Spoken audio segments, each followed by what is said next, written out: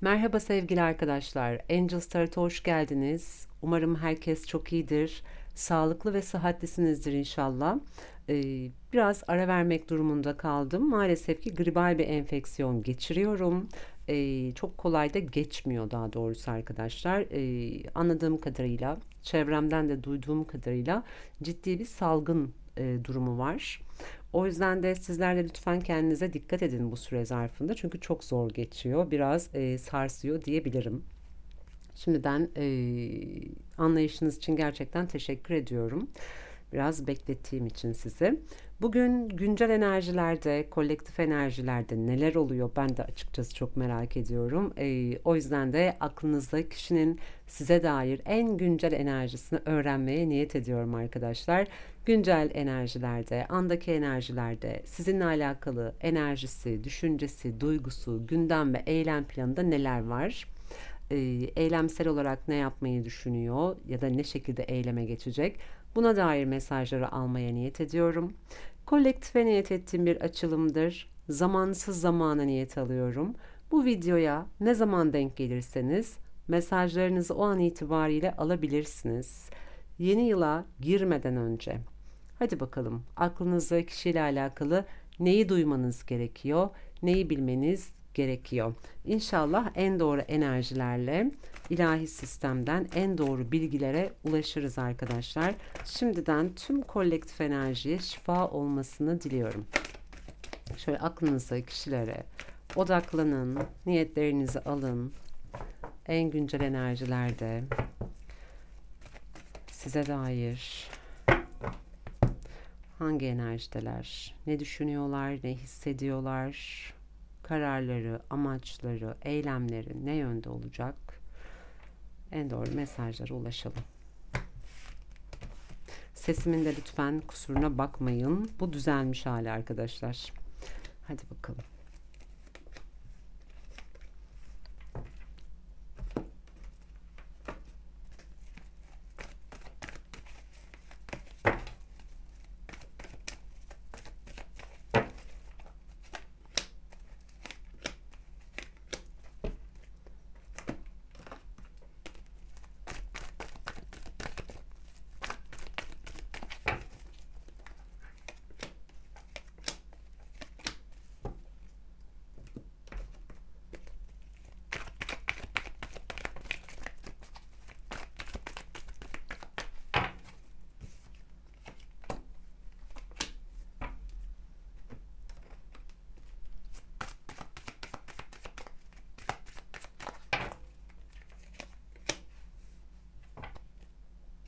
İçimden buraya bir tane daha almak geldi. Buradan ruhundan da alalım.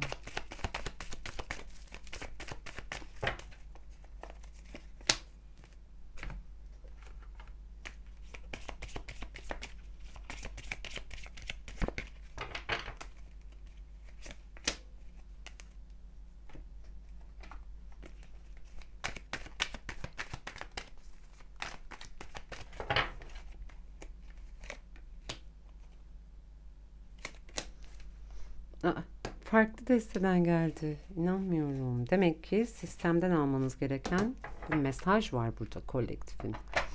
Hadi bakalım şurada dursun. Şöyle açalım kartlarımızı.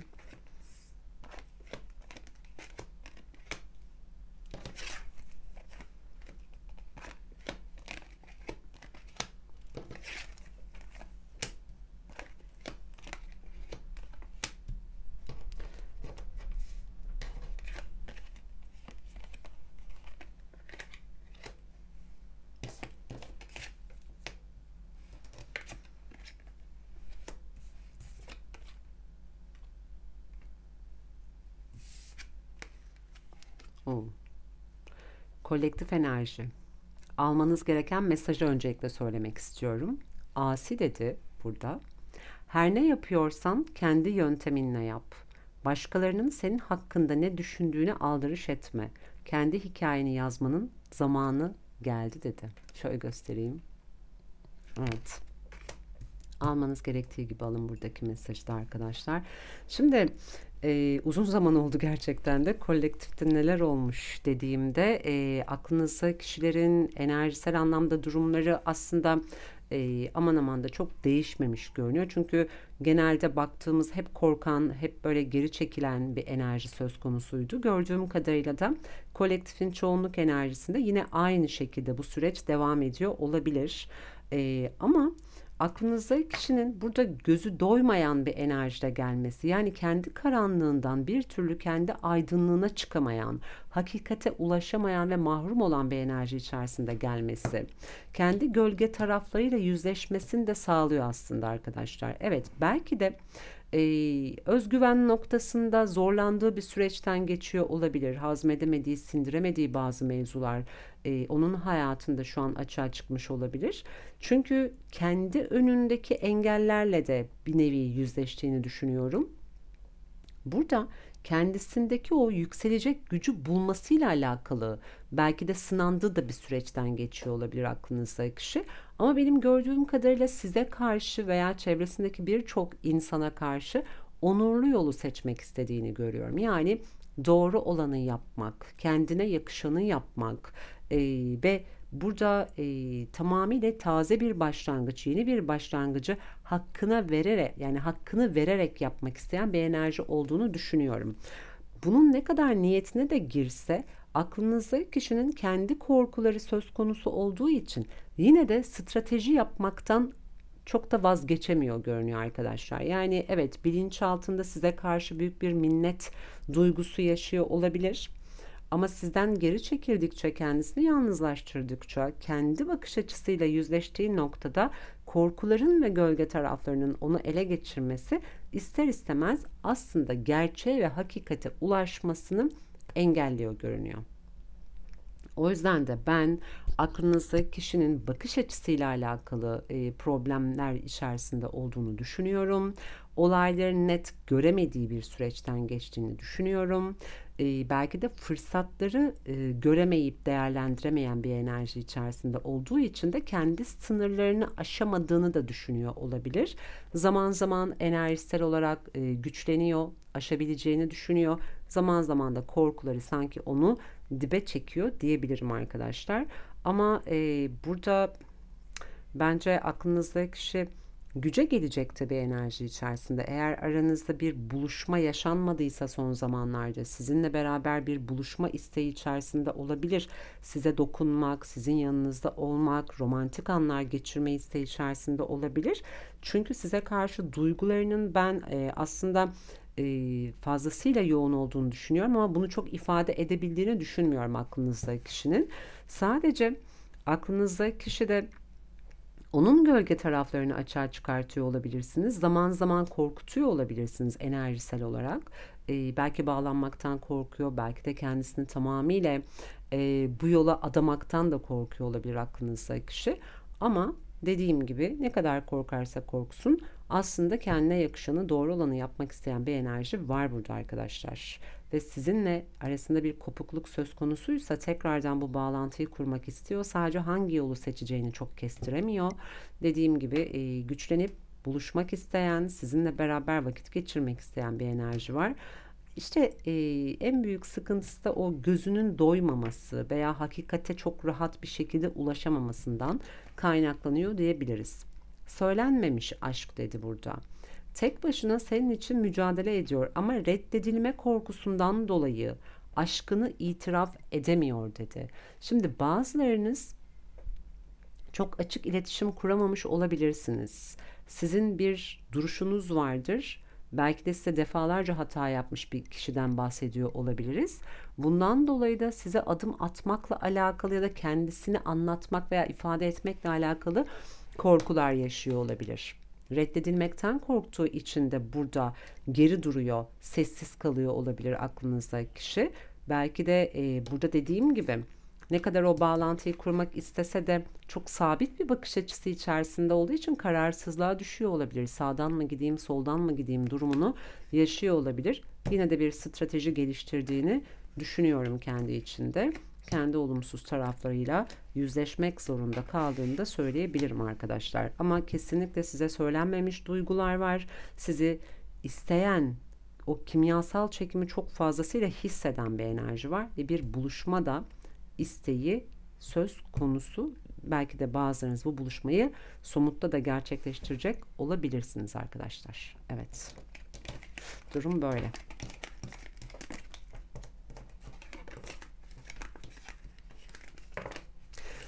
Bazılarınızın belki de aklındaki kişi çok göz önünde birisi de olabilir. Yani şimdi bu karta baktığımda hep öyle görüyorum. Çok tanınmış bir enerji, alkış toplayan bir enerji. Böyle bir enerji de olabilir. Belki siz bu enerjidesinizdir. Belki de aklınızdaki kişi böyle bir durumun içerisinde olabilir. O yüzden de bazı engellere takıldığınızı düşünüyor olabilir. O yüzden de strateji geliştirme durumu söz konusu olabilir arkadaşlar. Peki, hadi bakalım.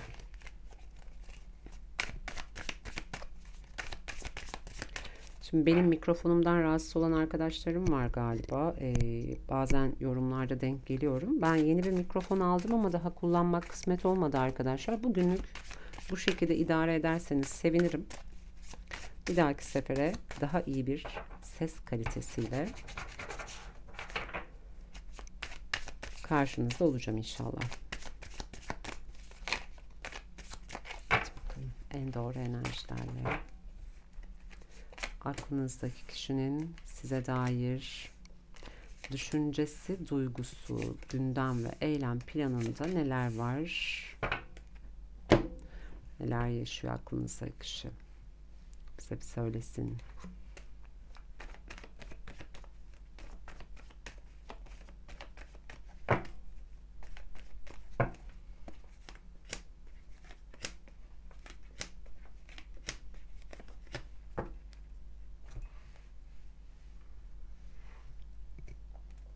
Evet arkadaşlar, bugün kolektife ilk defa kullanacağım kendi tarot destemi size tanıtmak istiyorum.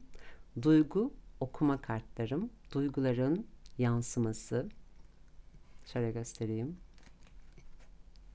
Gerçi açtığım zaman az çok göreceksiniz.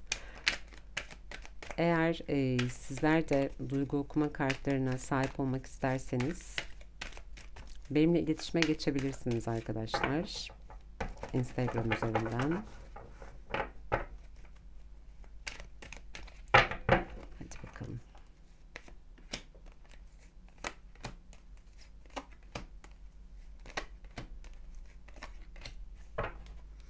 Aklınızdaki kişinin size karşı duygularını şöyle bir görelim. Neymiş?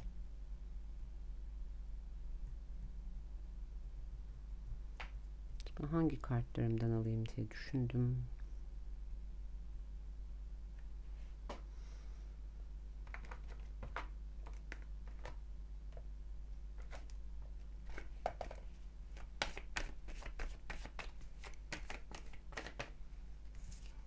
Sevgi aktı.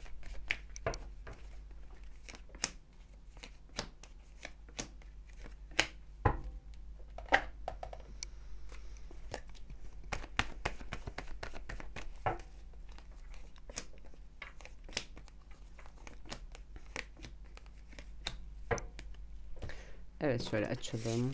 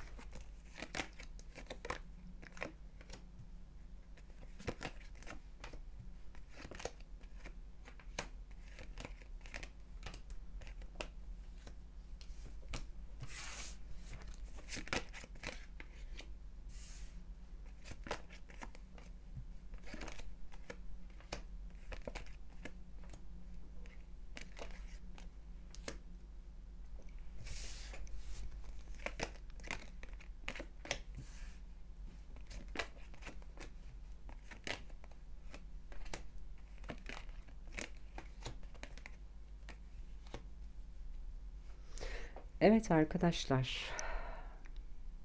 Şimdi aklınızda kişinin sizinle alakalı düşüncesi, duygusu, gündem ve eylem planına baktığımda aslında sanki bir dinlenme sürecinden geçiyorlar gibi. Belki de bazıları bir ruhsal uyanış, bir anlam arayışı sürecinden de geçiyor olabilir. Bunu tamamıyla sizinle bağlantılı yaşadığını düşünüyorum ben aklınızdaki kişinin. Bir taraftan kendi hayatında bir denge kurma çabası söz konusu, kendi düşünceleri ve duygularıyla bağlantılı bir uyum yakalama içerisinde olduğunu düşünüyorum aklınızdaki kişinin. Aslında istikrarlı ve kararlı bir yapıya bürünmeye çalıştığını düşünüyorum aynı zamanda sizinle alakalı. Çünkü bu noktada aranızdaki bağlantıda her ne yaşanıyorsa bunun tamamıyla kadersel olarak yaşandığının da idrakına vardığını düşünüyorum arkadaşlar. Ve bu durum sanki aklınızdaki kişinin hem manevi inancını yükseltiyor hem bir nevi kendi tarafında sizinle bağlantılı olarak bir anlam arayışı ve bir ruhsal uyanış evresine geçmesini sağlıyor sanki. O yüzden de aklınızdaki kişinin ben sanki sizin sürecinizle alakalı bir farkındalık yaşadığını düşünüyorum. Yani bu farkındalık aynı zamanda bir aydınlanma, olayları daha net bir ışık altında görmekle bağlantılı bir durum. Ama zaman zaman da burada egosuna da yenik düşüyor olabilir. Size biraz daha egosal enerjisini yansıtıyor olma ihtimali de var. Özellikle burada size karşı eğer bugüne kadar bir haksızlığı söz konusu olduysa ve çözümsüz kaldığı bir durumun içerisinden geçtiyse aklınızdaki kişi ve siz o kapıları kapatmak zorunda kaldıysanız veya o size kapılarını kapatmak zorunda kaldıysa bu noktada sanki sonuca varmak isteyen, adil olmak isteyen ve sizinle olan bağlantısını farklı bir seviyeye taşımak isteyen bir enerjide olduğunu da düşünüyorum. Çünkü size karşı çok ciddi bir çekim enerjisi söz konusu, aşk, tutku, şehvet, ihtiras, istekler söz konusu ve kesinlikle buluşmak, bir araya gelmek isteyen bir enerjide olduğunu söyleyebilirim.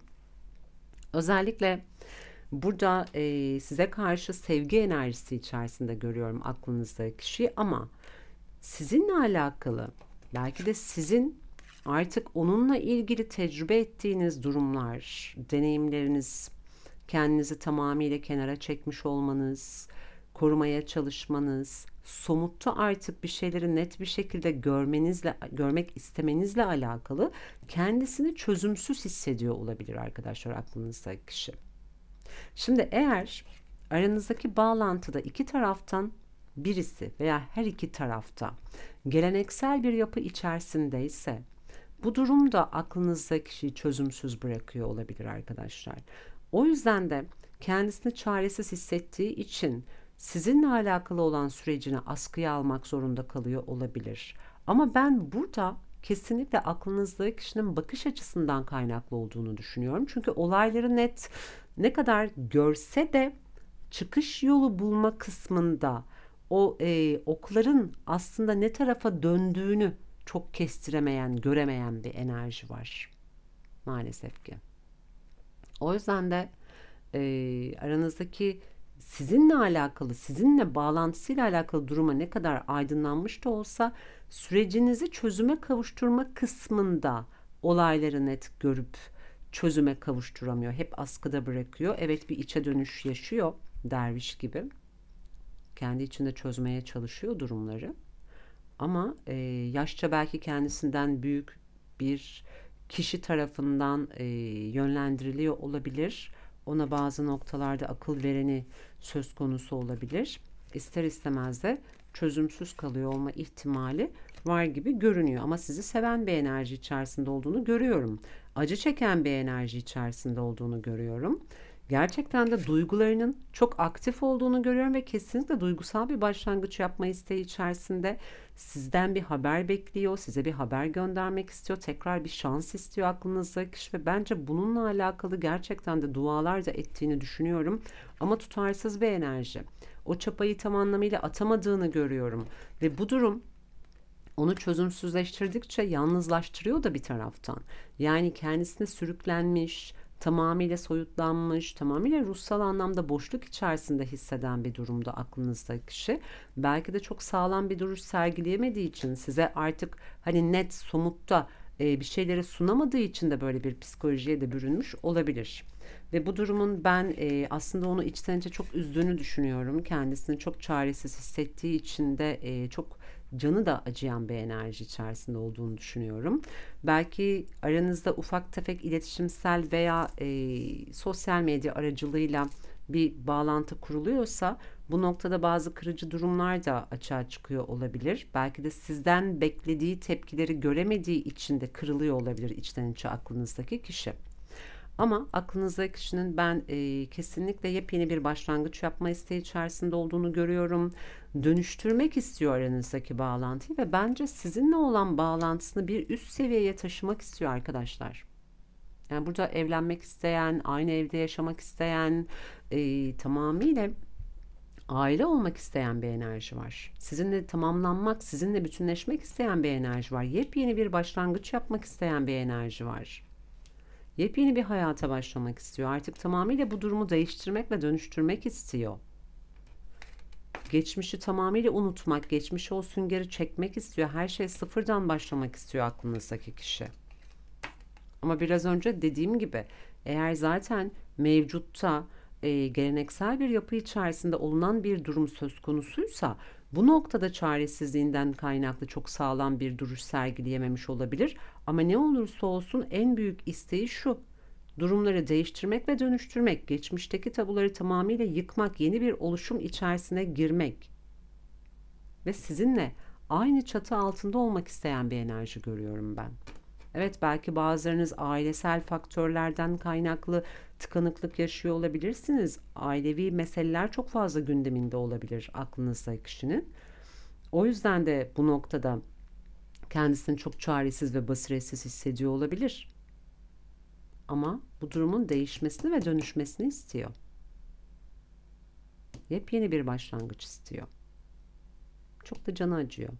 Yani şimdi bazen yorumlarda da görüyorum, bazılarınız diyorsunuz ki işte ailesi yüzünden gidip başkasıyla evlendi ya da evlenmek zorunda kaldı diyorsunuz. Şimdi bazılarınızda kolektifte böyle bir durum da söz konusu olabilir. Sizi sevdiği halde, size karşı duyguları olduğu halde burada size ciddi bir haksızlık yapıp, evet, belki de yeni bir başlangıcı bir başkasıyla da yapmış olabilir aklınızdaki kişi. O yüzden bu kadar canı da acıyor olabilir. Ama benim gördüğüm kadarıyla burada her ne olursa olsun, her ne yaşanırsa yaşansın, aklınızdaki kişi burada büyük bir dönüşüm yaşayacak arkadaşlar. Yani geçmişe tamamıyla süngeri çekecek, dönüşecek bir süreç var. Ve bu yeni başlangıcını tamamıyla arzu ettiği gibi oluşturacağını düşünüyorum. Ve arzu ettiği kişi de sizsiniz, aklınızdaki kişinin. Lütfen burayı kendi durumlarınıza göre alın. Çünkü bu bir kolektif açılımdır. Hepinize birebir uymayacaktır mutlaka. Ama buradan mutlaka almanız gereken mesajlarınız vardır arkadaşlar. Almanız gerektiği gibi alın.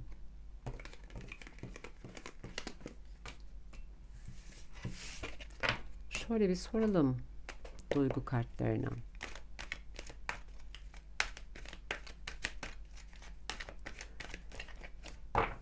Aklınızdaki kişinin size dair yani kolektife dair şu andaki enerjide tam olarak gerçek hisleri nedir?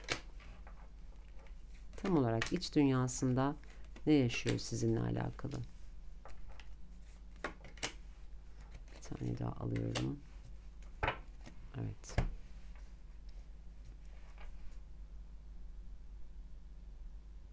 Sizinle ilgili bir kere çok ağır bir hesaplaşması var kendi iç dünyasında. Size çok büyük haksızlıklar yapılmış olabilir. Ama burada öyle bir süreç yaşıyor ki aklınızdaki kişi, egosu yıkılıyor arkadaşlar.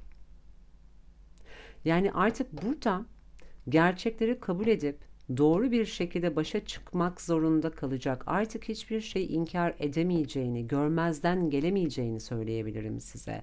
Ve evet, belki sizinle alakalı umudu, istekleri daha da bir artışa geçecek olabilir. En azından bu yüzleşme, kabule geçmek aklınızdaki kişinin geleceğe dair sizinle ilgili olan durumlarıyla ilgili daha da bir umut vaat eden bir durum haline gelmesini de sağlayacak görünüyor. Yani size somutta bir adım atamamış olabilir veya hiçbir şekilde iletişim kurmamış olabilir sizinle bu süre zarfında, ama size hayalinde yaşatan bir enerji var. Size karşı bağımlılık çalıştıran bir enerji. Bazılarınız belki bu durumu saplantı olarak da algılıyor olabilirsiniz, ama burada gerçekten sizde şu an bunun karşılığı var mı yok mu bunu bilmeden sizi seven bir enerji var. Ve kesinlikle iletişime geçmek istiyor. Size duygularını ve düşüncelerini aktarmak istiyor. Suskunluğunu bile paylaşmak istiyor aslında sizinle, aklınızdaki kişi. Ama hayal kırıklığı yaşamaktan korkan birisi var burada. Demek ki o kadar çok canınızı yakmış ki ondan vazgeçtiğinizi düşünüyor. Diyor ki beklentilerim ya boşa çıkarsa.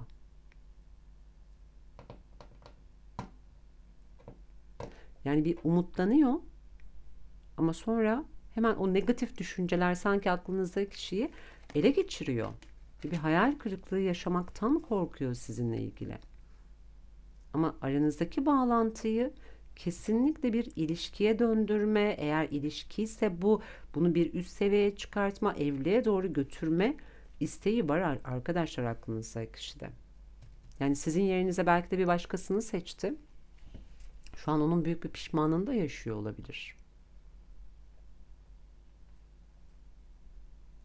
Ama şöyle iyi bir düşünün sürecinizi. Burada ne kadar sessiz de olsa size aşık olan, sizi seven bir enerji var. Size hayalinde yaşatan birisi var. Ve kesinlikle iletişim istiyor bu kişi. Peki bunu yapabilecek mi? Şöyle soralım. Rumi'ye soralım.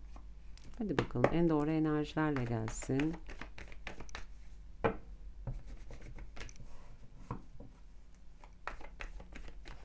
Aklınızdaki kişi, niyet ettiğiniz kişi size somutta bir adım atacak mı? Hadi bakalım.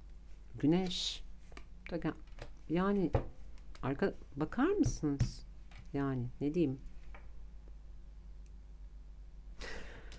Evet arkadaşlar, yani ruhun güneşi sonsuzdur, dünü yoktur. Güneş burada zaten kavuşmayı temsil eder ve kupaların padişahı, mutluluk kılıcıyla zevcem olacak bir yari kurtarayım dedi ve en son kart, dünya kartı. Yani sizinle tamamlanmak isteyen birisi var burada. Belki de mevcut engellerden özgürleşip sizinle bir hayata başlamak isteyen, sizinle hayatını birleştirmek isteyen bir enerji var. Çünkü mutluluk kılıcıyla zevcem olacak bir yari kurtarayım. Tüm dünya Allah'ın haşmetine borçludur der. Yani sanki burada evlenmek isteyen, tamamlanmak isteyen, yuva kurmak isteyen, yani sizinle o yuvayı kurmak isteyen bir enerji var. Evet, yanlış kararlar vermiş olabilir, yanlış seçimler yapmış olabilir, ama artık sanki bunlara ayan bir enerji. Durum böyle görünüyor. Evet, çok tezatlıklara düşmüş ve bence çok pişmanlık da yaşamış. Ama sizdeki durumu bence net göremiyor ve kestiremiyor arkadaşlar.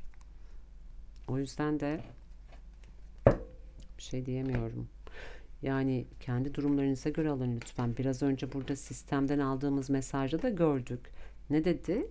Söylenmemiş duygular. Yani sanki size aktarılamıyor bu duygular. Söylenemiyor, dile gelmiyor sanki. Yani korkak, ürkek bir enerji var. Bir o kadar da gözü doymayan, karanlıktan aydınlığa çıkamayan da bir enerji. Yani o korkusundan bir arınsa o karanlıktan çıkacak aydınlığa. Ama o korku onu öyle bir ele geçirmiş ki belki önünü tamamıyla karanlık bile görüyor olabilir. Peki size bir şey söylesin aklınızdaki kişi. Bize bir ifade etsin burada kendisini. Şu an tam olarak ne söylemek isterdin? Söyle bakalım. Seni sevdim, seviyorum, seveceğim dedi.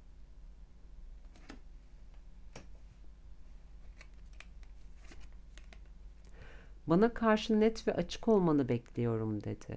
Sizden bir ışık bekleyen birisi var. Ama bence aklınızdaki kişi size adım atmadan siz sakın durup dururken adım atmayın arkadaşlar. Önce aklınızdaki kişiden o adım gelsin. Size kendisini ifade etsin. Siz sonra açık ve net olun aklınızdaki kişiye. Kendi durumlarınıza göre alın ama defalarca aynı hatayı yaptığım için bu sefer daha sağlam adımlarla gelmek istiyorum. Evet, maalesef ki defalarca yapılmış hatalar var. O yüzden de belki kendince bu kadar korkuyor olabilir, bu kadar olayları karanlıkta görüyor olabilir. Halbuki güneş açılımda da çıkmıştı. Yani onu aydınlığa çıkaran da bir enerji var bir taraftan ama onu göremiyor, onu değerlendiremiyor demek ki. Desteğin en alt kartı seni herkesten ve her şeyden kıskanıyorum dedi. Böyle gidersem dedi ki seni aldattığım için çok üzgünüm dedi. Evet, üzgün bir enerji var. Peki o zaman size bir tane motivasyon kartı alalım. Kolektif enerjiye. Değişimden korkma, konfor alanından çık, zorluklar seni korkutmasın dedi.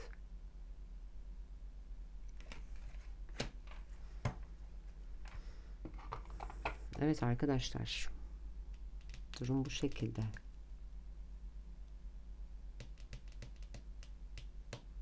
Peki size son olarak melek kartlarından da alacağım.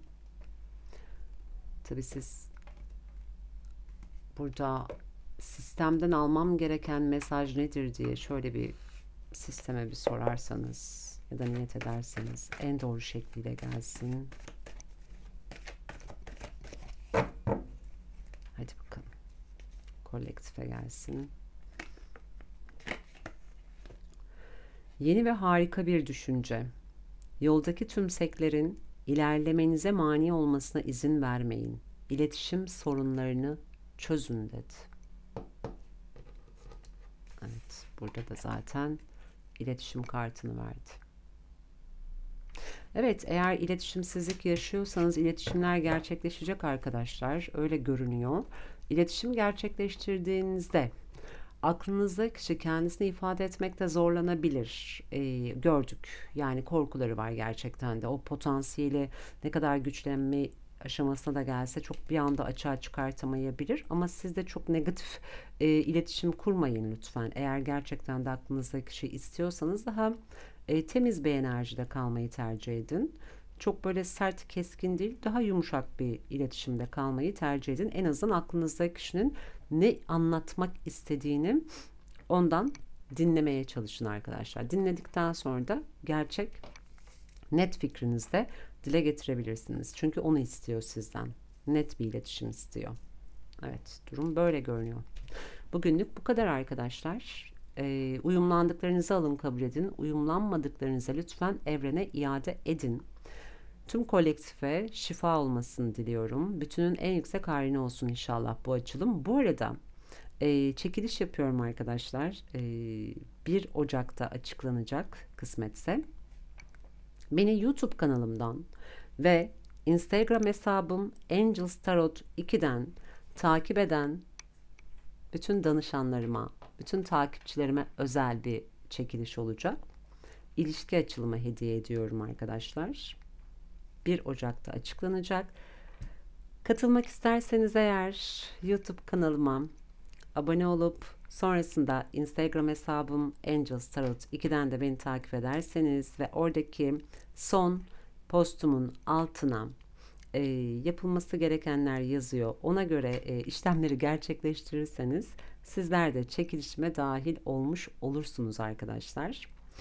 Şimdiden herkes için hayırlısı olsun. İnşallah bütüne de katkı sağlasın arkadaşlar.